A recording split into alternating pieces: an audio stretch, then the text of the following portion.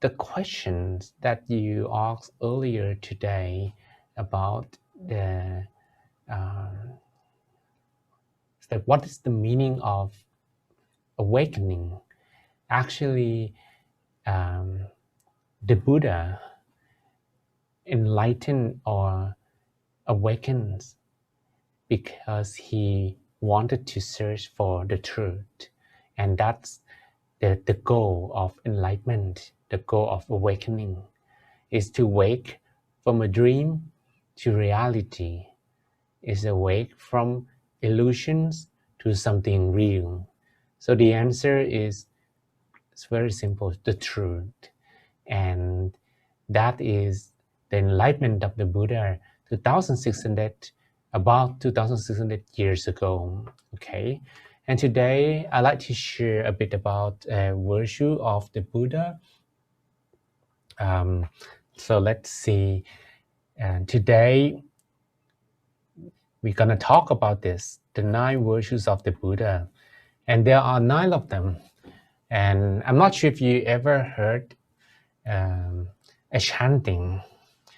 Iti piso bhagavā araham sammā-sambuddho vijjā-carana-sampanno Sugato Lokavidu Anuttaro purisa-damma-sārathi satthā deva-manussanam Buddho Bhagava. So this is the chanting that talks about the 9 virtues of the Buddha. So let me go through all of them one by one. Okay, the first one is araham. This is similar to samā-araham, and actually you know the meanings. Many of you already know the meaning, right? Samma means righteous or the right way, and araham means the pure state of the mind. So this refers to how the Buddha discovered that in fact the minds of all human beings are impure, and then he managed to share meditation technique for people to follow, and that lessens the effects of the viruses of the mind. And once we have less effects from the viruses of the mind, then we will be our true self. We will be becoming real self. It means that by being controlled by these viruses of the mind, we are not really ourselves. Okay, so these viruses are anger, for example, and there are different types of angers. You can be just dissatisfied, you can be annoyed, or you can be angry, right? You can actually have violence. That is, from the level of anger, violence, and grudge. Actually, we start crossing the line or disturb other people's peace. Okay, maybe annoyance or dissatisfied. Some people can be disturbed as well, but not to the extent of the level of the anger, the level of violence, where maybe someone is going to get hurt, and the level of the grudge, where this is going to happen not only in one lifetime, but maybe some people will swear that, okay, if I will meet you next lifetime, I'm going to cause you some trouble. So that's actually the anger. So the anger, the effects of the anger is to pull the minds of human beings, of us, to be aware of ourselves. When you get angry at someone, for example, this picture, a girl is getting angry with her boyfriend. Okay, so that's my example. Okay, so suppose that if you are getting angry with your partner, or this girl is getting angry with her boyfriend, then her mind is not with herself. But she will keep thinking about the boyfriend the whole time. What is he doing now? Why is he saying this to me? Something like that, right? And this is how the viruses of the mind actually pull the mind off the center, pull the mind of ourselves. The mind that's supposed to be inside of ourselves is being dragged by the virus to be away. And the more the mind is further from ourselves, the more vulnerable we are, the more uncontrollable we will become. Okay, so this is as well the craving or the greed. People actually will feel that they never have enough, and they actually will crave for more and more and more. And that's sometimes that disturb other people's peace as well. Or delusion. Delusion is when we do not understand what is right, what is wrong, what is good, what is bad, what we should and what we should not. And when we mix them together, so all together, these viruses of the mind actually try to pull our mind to something else and not let the mind stay within ourselves. Because if the mind is staying within ourselves, we will know the truth. But when the mind is without, the mind may be attached to like situation, problems, or people, or animals, or living beings, or places, or stuff. The mind will be away from the truth, right? So that's how we can explain that one virtue of the Buddha is araham, which means he discovered that these viruses of the mind exist. They might not look as funny or as, like cartoons, like this photo, but this is just to illustrate how they are. And he also is able to teach other people to follow and eradicate these viruses of the mind as well. As a result, he earned this virtue, that araham, which means the purest mind. Okay. The second is called sammā-sambuddho, or fully self-enlightened one. It means that the Buddha, even though when he searched for the truth, he left his castle as young Prince Siddhartha, okay? And then he was trying to first learn from two meditation teachers. Their names are Arala and Uddaka, yogis. So he went to these two schools, but they didn't actually gave enough knowledge or some insight that was enough to be fully enlightened. So eventually he needed to do what? Self-mortifications. If you ever read Buddha's biography, you know that he spent 6 years doing these self-mortifications, okay, alone. But that didn't lead him anywhere until he listened to kind of a guitar or something like that. And this guitar has 3 strings. One is too tight, it's tightened too much. Then when the string is being played, it's broken.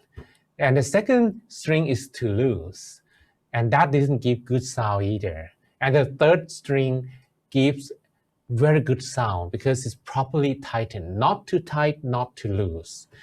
And that actually makes him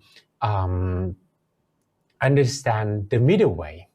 This middle way means that when you meditate, for example, you should not try too hard. You should not put too much concentration without forgetting to relax. Or you should not relax yourself, but you forget to concentrate. But you should have the balance between 50% relaxation and 50% concentration.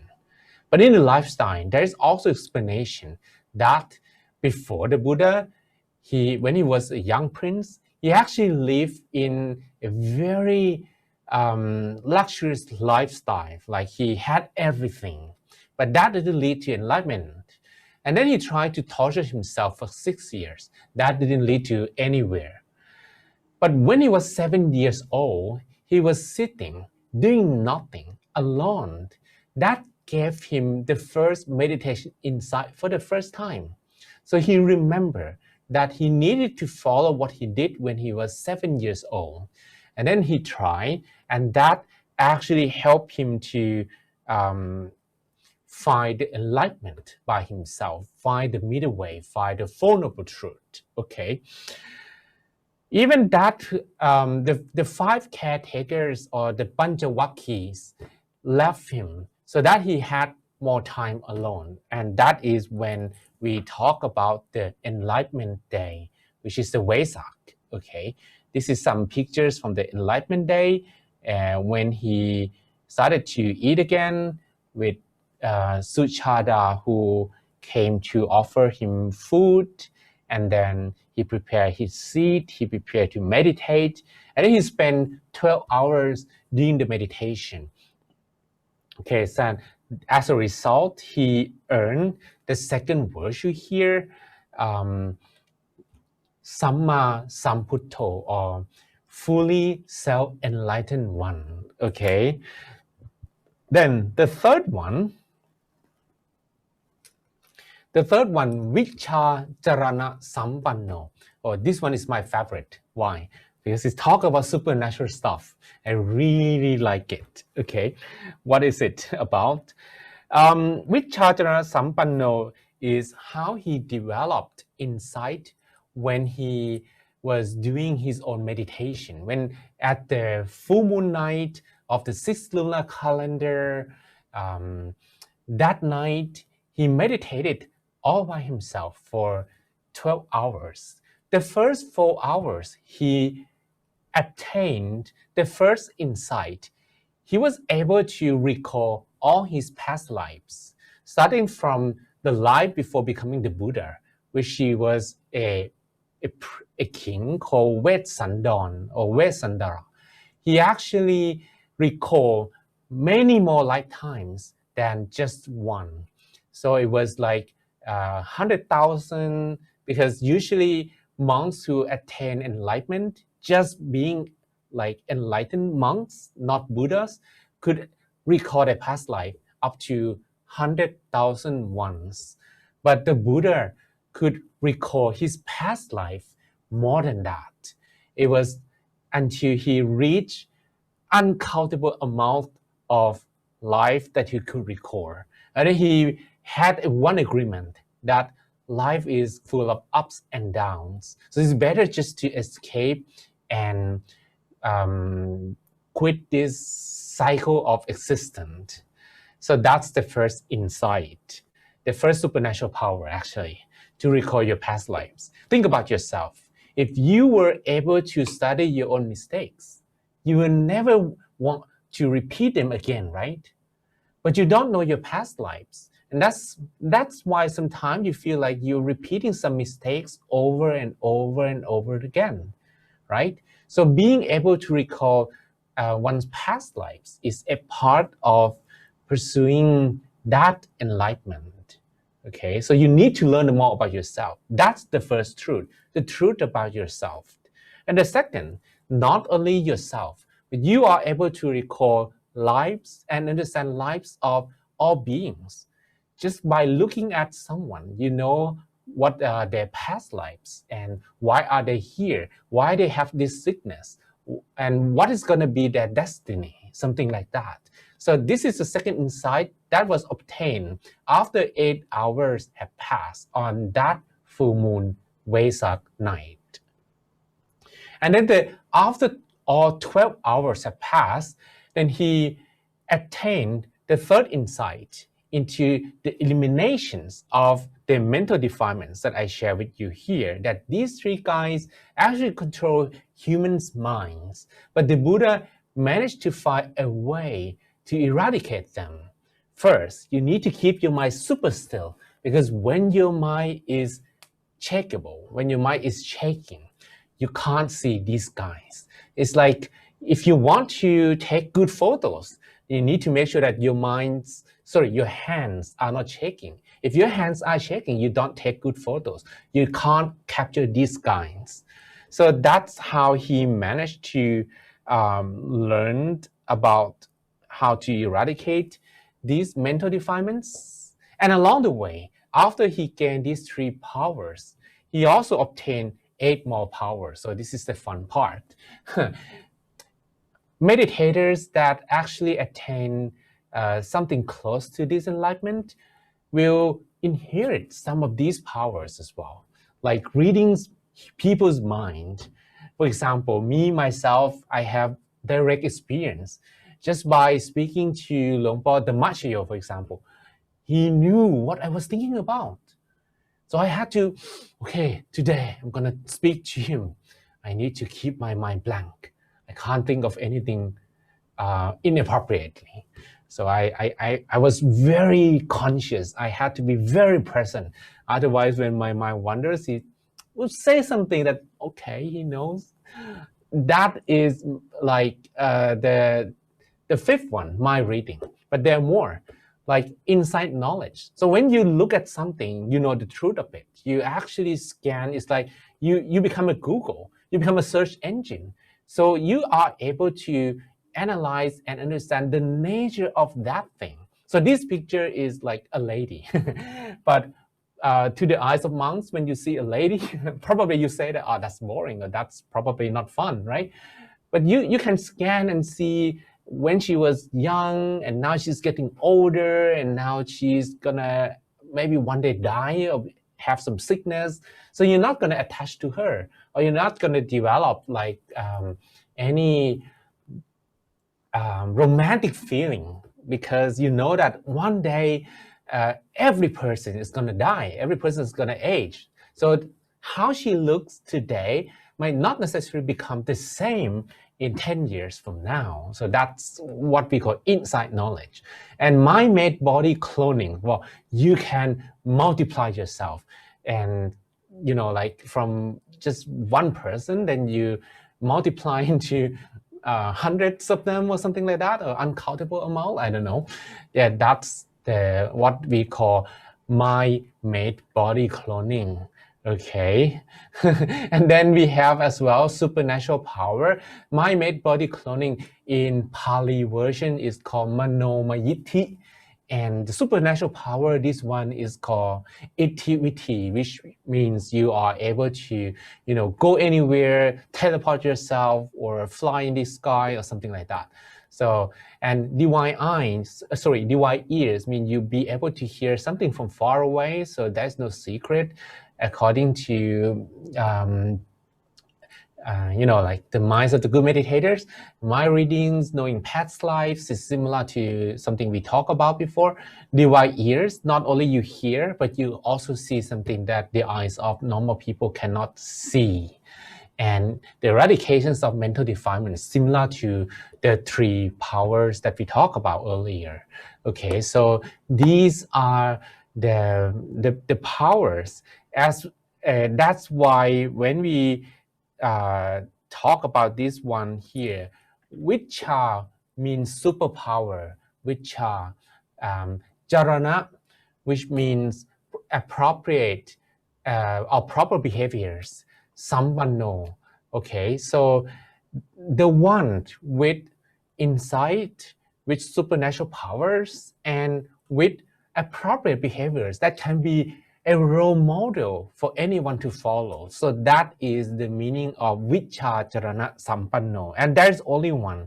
Okay, and this is the 15 proper codes of conducts, which is carana-sampanno. Okay, so carana-sampanno is like he keep his precepts strictly. He's not going to break any one of them. He managed to control his sensual desire, and food moderation. Is not going to eat too much. He's going to be very watchful and alert, and also he have the faith, unshakable faith, and he have both moral shames and fear of wrongdoings. And being a scholar, he have the perseverance. He has the mindfulness or sati, the wisdoms, and the 4 jhanas. The first jhana, second jhana, third jhana, and 4th jhanas. Okay. All right, so the 4th one, Sugato, or the one who is liberated, or the well-gone one. Okay, it's like wherever he goes, he actually bring joy, bring happiness to people, and that's the meaning of probably well-gone one. So he goes and teach people. He bring knowledge to them. He bring merit to them as well, so that people can make merit with him. And he is considered the liberated one since the first day that he was born. So this is the picture when he was born. Okay, he was born, and he made bold pronouncement that I'm the most superb being on earth. I'm the supreme being on earth. I'm the most sublime being on earth. This is my final rebirth. There shall be no more rebirth for me. Okay, so he made that claim. What's the meaning of this? Because he worked tirelessly many lifetimes in order to accomplish the enlightenment, in order to liberate himself and also teach other people to liberate their lives too. So he works from the first lifetime that he made a vow that one day he would become a Buddha in the future. He was floating in the vast empty ocean together with his mother on the back. He was trying to survive people who brought the same ship dying. When he was looking at people dying in front of his eyes, he felt like one day I would do something so these guys are not going to die again. I'm not going to die again. We are not going to suffer again. So this is what the meaning of fully liberated, or Sugato, okay, here, Sugato, which means he is liberated, or wherever he goes, he brings joys and happiness to those places, to the minds of people there. All right, and then we have Lokavidu, which means he's able to understand thoroughly the words. And actually we have the word words with S here. So you may have a question, do we not have only one word? Because SpaceX and NASA's, they still don't discover new words. But in fact, the Buddha actually scanned with his eyes, and he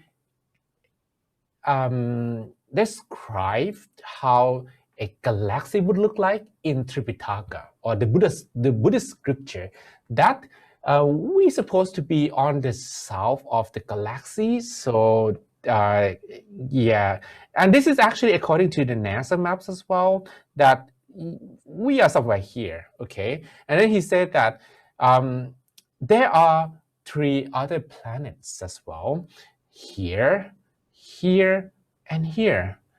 And they are so far away.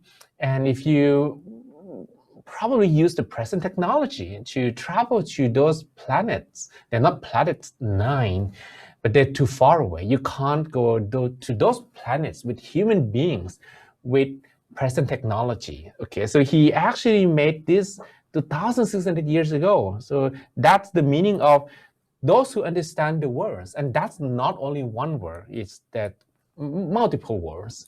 So this is how we understand our galaxy. But he said that there are also visible part and invisible part. So he explained that the invisible part, okay, this is the galaxy and you are here, or maybe you can be somewhere here as well. These are the heavens and these are hells. And these are fortunate realms and unfortunate realms. So that's how he explained in the scripture. And he explained what they are, give their names, and also the lifespans of beings there. Like if you fall into the first level of hell, you're going to be there 500 hell years. And that is going to be equivalent to how many years on earth? Something like that, okay? Are you following me? Okay. Then, according to the Buddhas, there are 3 words. The words of surroundings, something that's similar to what I share with you. So that is considered world. The second is world of beings. World of beings also consider worlds. Okay. people around us. They are our worlds. And our worlds will be according to their behaviors, or our life will be affected by them as well. And the last one is world of self, or spiritual world, or inner world. That is your own world, and the world that somehow when you look through this world, you're going to see the world differently according to your mind. So the word world, ultimately, according to the Buddhas, someone asked him, okay, you give quite a few definitions of the word world. What is one definition of world? Okay, so the Buddha is replying that the world means your eyes, your ears, your nose, your tongue, and your bodily sensations. So these means world. According to this, we have different words, right? My word, your word, their word, everyone's words, not the same, unfortunately. Okay, all right.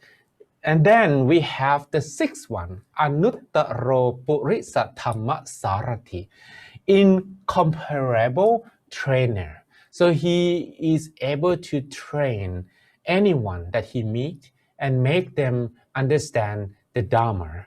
Okay, he is able to train someone with super ego, for example.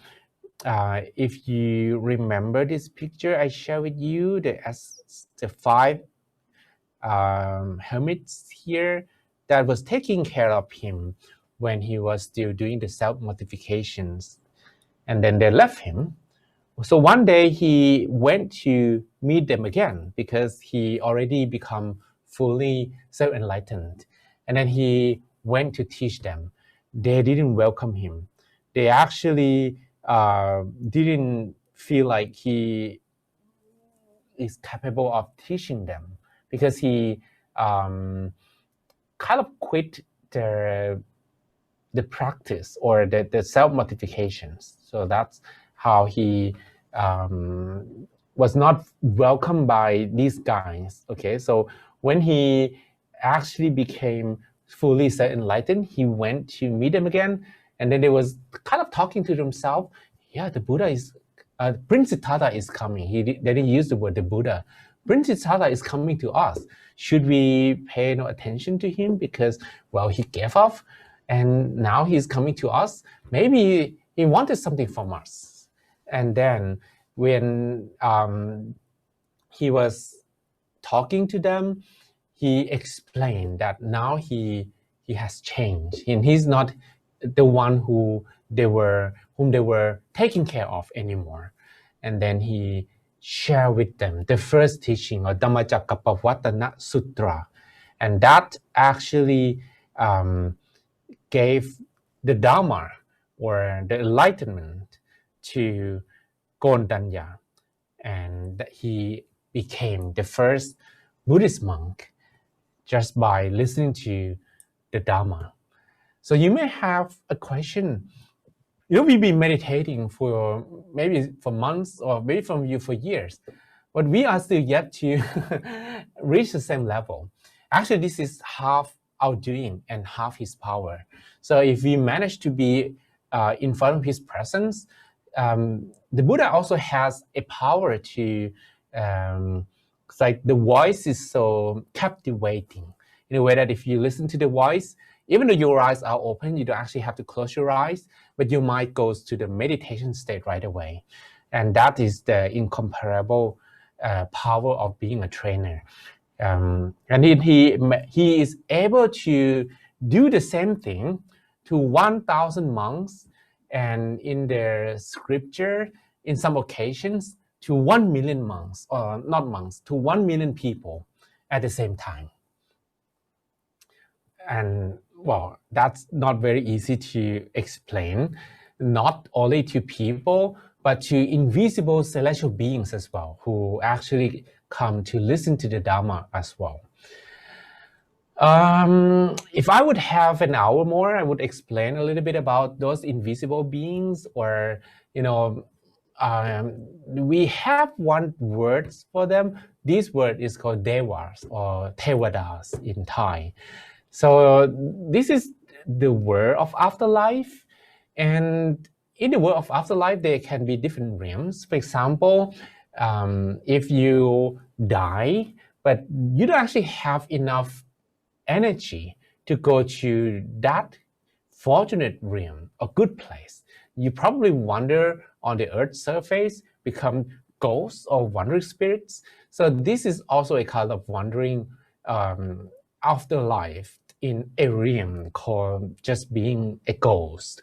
But that afterlife is more superior because they've been doing good things their whole life. So that is considered a fortunate realms, or sometimes you can use the word as well, as many religions are using that word, or heavens.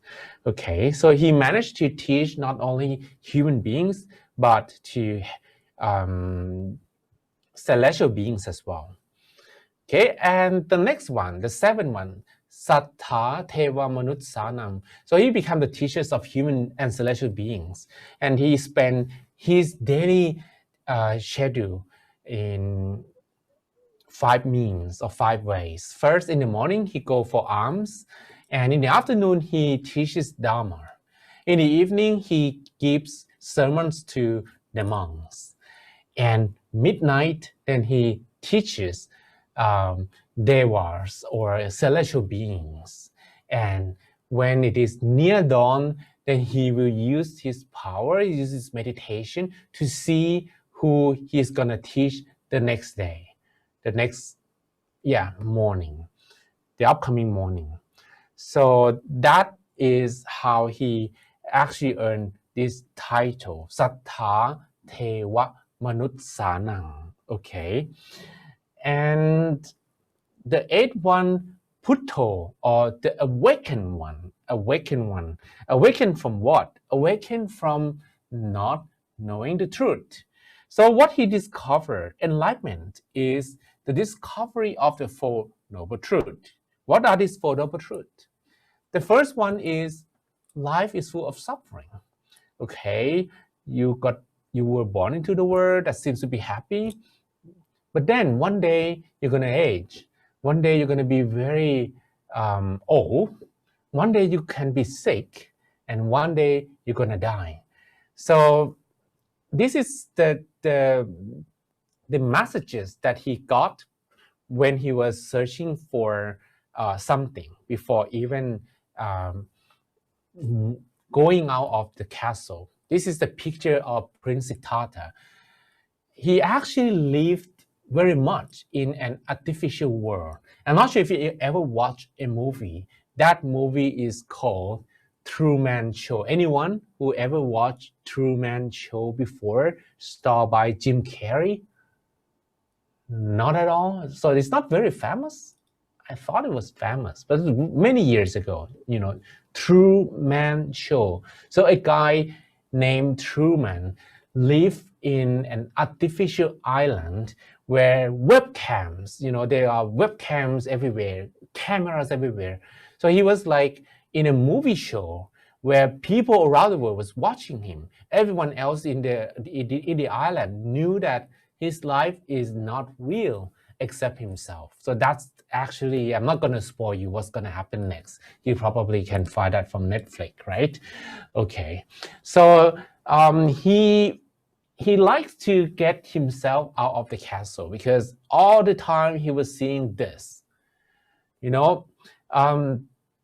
People who are old are not allowed to be in the castle. People who are sick are not allowed to be in the castle. People who are about to die and maybe who die are not allowed to be in the castle. And also priests or monks are not allowed in the castles as well. So he went out of the castle. He felt like, yeah, that's good, but maybe life has something else. So he went outside the castle just to see the 4 messengers. The first one is an old man. And then he asked, oh, that guy looks different. Who is he? And then his royal page said that, well, that's an old man. Oh, he looks old. Okay, Are you going to get old? Yes, I'm going to get old. What about my dad? Is he going to get older? Yeah, he's going to get as old as that man. What about my mom or my stepmom? Is she going to get older like that? Yes, she's going to get older. Same as the man. What about me? Am I going to get older? Yeah, one day you're going to get as old as that man. So that actually shocked Prince Siddhartha for the first time. And then that repeats from a sick man, a dead man, and the priest. And when he looked at the priest, who is this guy? He looks very calm. That's the priest. Whoa, can I become a priest? Yes, you can if you want. So that actually brings him to huge consideration that one day he wanted to pursue this part. So everything else is considered suffering.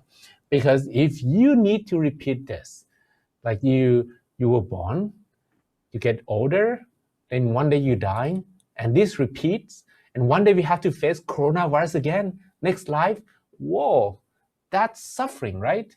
So that's why the first truth in Buddhism is suffering. It's like life that we thought full of beautiful people, treasures, wealth, and everything that we wanted. These, fancy things, is it suffering? Yes, it is suffering. Okay, so that's the first truth. And the second truth is the causes of suffering. It's the viruses of the mind. If you eradicate these viruses of the mind, no more suffering. How? Keeping your mind still, stopping your mind. And if you manage to stop your mind for a while, the path that you can walk further to enlightenment will appear. So this is the Four Noble Truths. And he managed to discover this Four Noble Truths and ask people to follow and understand. And also those people enlightened as well. And the last one, Bhagava, means the blessed one, or this can actually gives to meanings. The one who actually ends the samsara cycle, and as like for himself, not the whole. But he managed to end samsara cycle for himself and people who follow.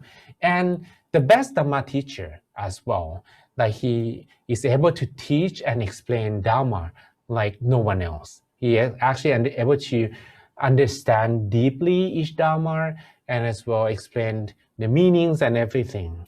Okay, so that's how he explained the Dhamma until people can follow him easily, and they manage to gain enlightenment as well.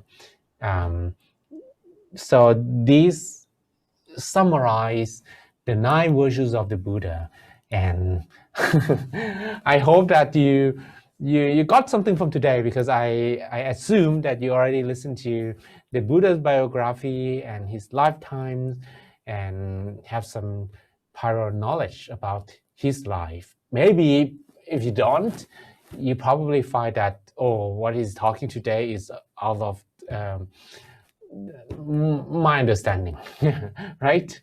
Okay, you have any questions you can ask as well? You have any questions? No? Anybody have a question?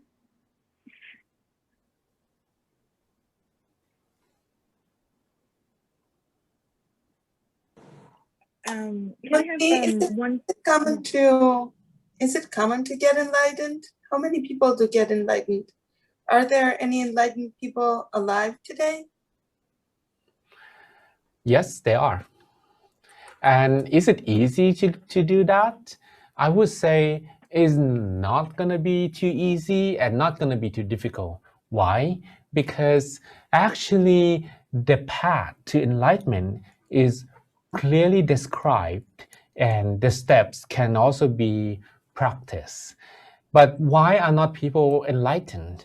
Because they haven't put them all. They haven't been able to let go of their life. So in order to gain this full enlightenment, you need to sacrifice, and it's the path. For example, it's going to be super hard to get enlightenment if you are a layperson. Why? It's not going to be like we call, we have gender equity, we have profession or the fairness between monks and non-monks. Actually, think about me. When I become a monk, I will have more time to meditate. Because monks, we don't have to work. It means that we be able to meditate many hours a day. And my friend who got very good meditation said to me that one day he could meditate 12 hours straight. 12 hours without eating, without, he just went very deep into meditation from 8 o'clock, and then I met him again at 4 o'clock, and then he just said that, oh, I'm just finished my meditation today, which you will not have the chance if you're not monks. And I would say that it's going to be harder, but there are different levels of enlightenment as well. So this fully enlightenment, then you need to give huge sacrifice. But then there are lighter version.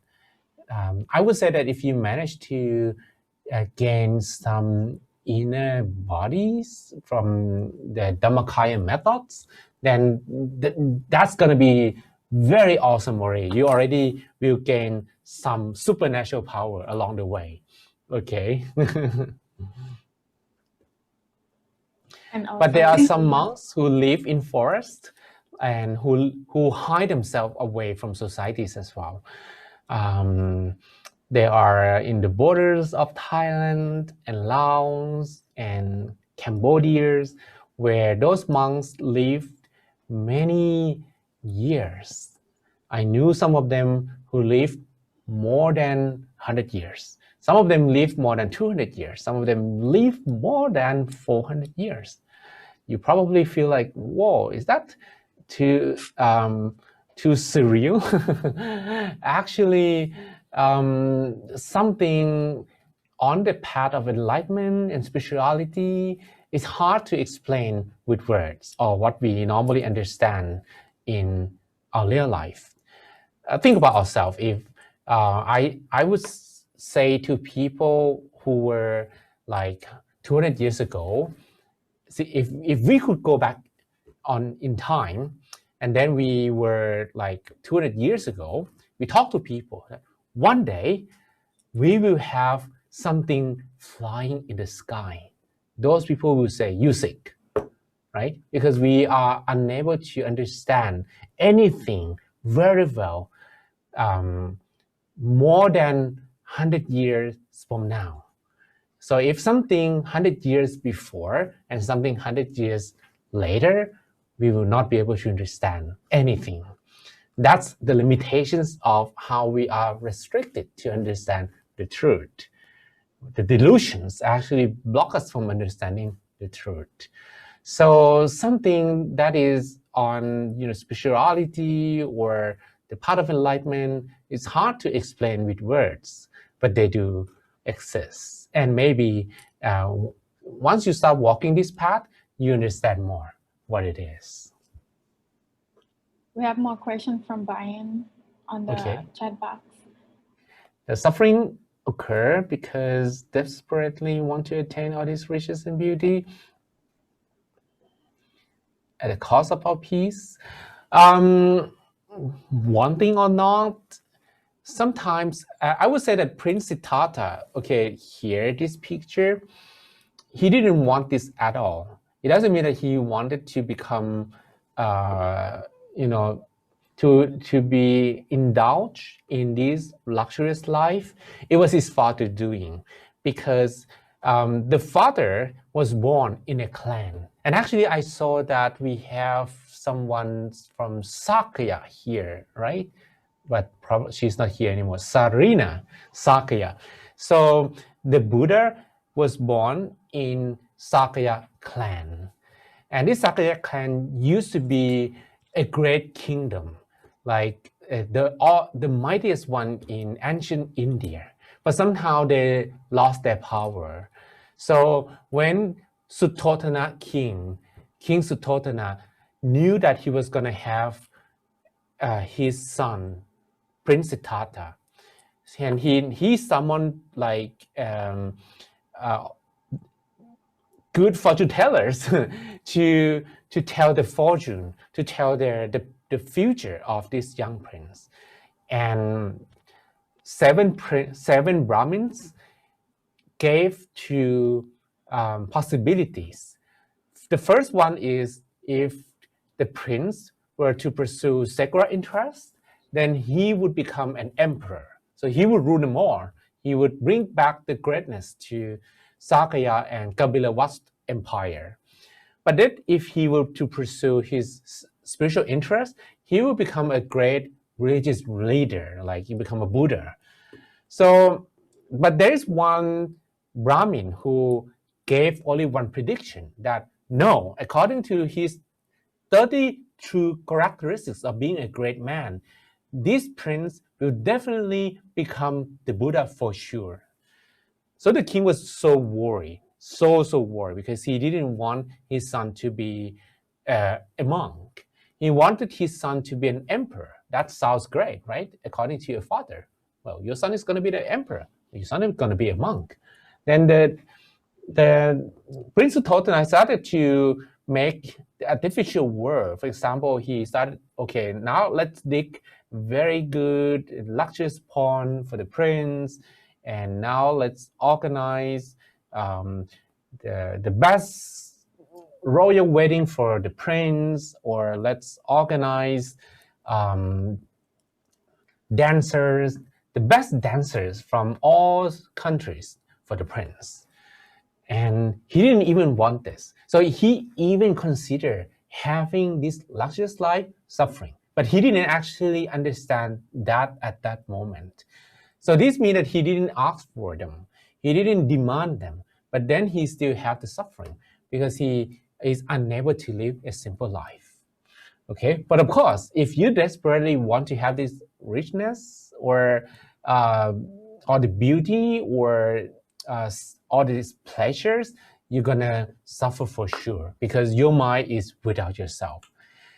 So suffering or not, depending on the mind is within yourself or the mind is without yourself.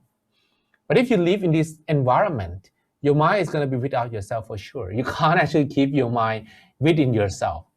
So that's why the Buddha needed to escape and find a peaceful place, so that he managed to withdraw and detach from the sensual world in order to go to the spiritual world within.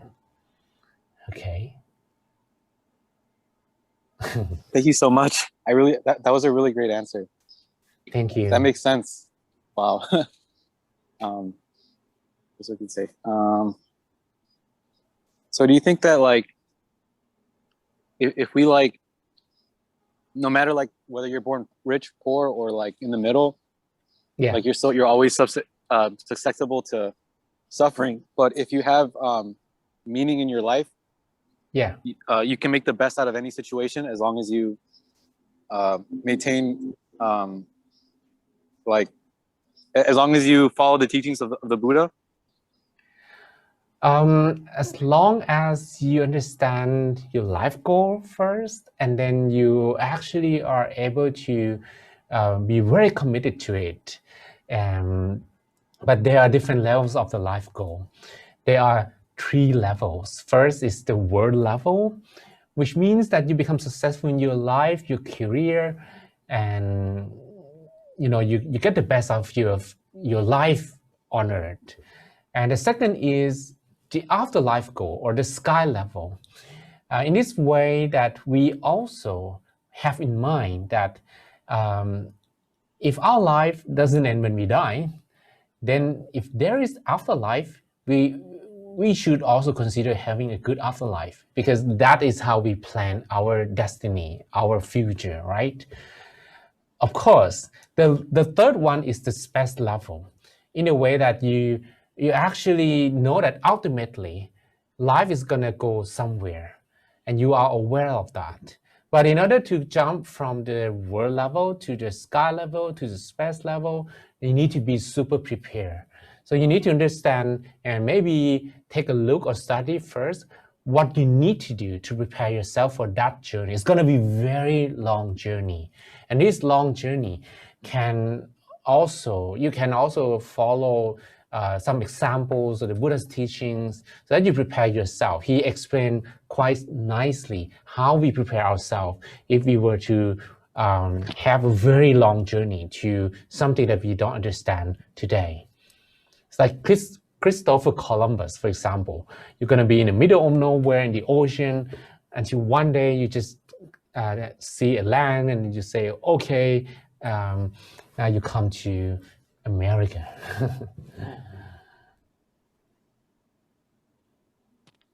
Oh, sorry.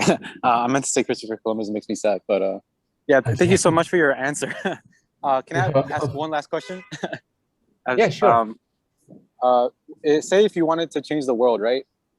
Which goal do you think is more worth pursuing? To help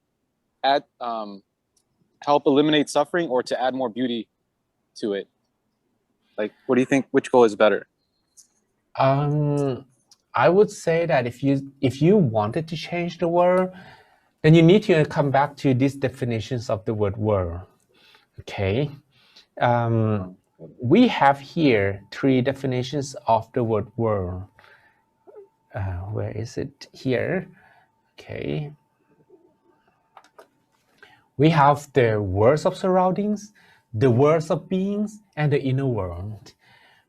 People wanted to change only the world of surroundings and the world of beings, but they don't understand that these 3 worlds are connected. And according to the Buddha, in order to change the world of beings and the world of surroundings, you need to change your inner world first. So you need to change yourself first. Once you change yourself, your world will change. It has to start from you, and no one else can do this. And that's why when someone asks, so ultimately, what is the definition of world to you? Then he say the world means your eyes, your ears, your nose, your tongue, and your bodily sensation. This means your world. It means that you need to purify them until you can see the world better. And that's how your world has changed. And once you can change your world, then you can change other people's worlds as well. So when your world becomes brighter, the whole physical world will become brighter as well. Wow, thank you so much. That's so fascinating. You made my day. This is the best day ever. Thank you. Yeah. Yeah, thank you so much. Sadhu. Anybody else have a question for Venerable Andrew? No, Venerable John.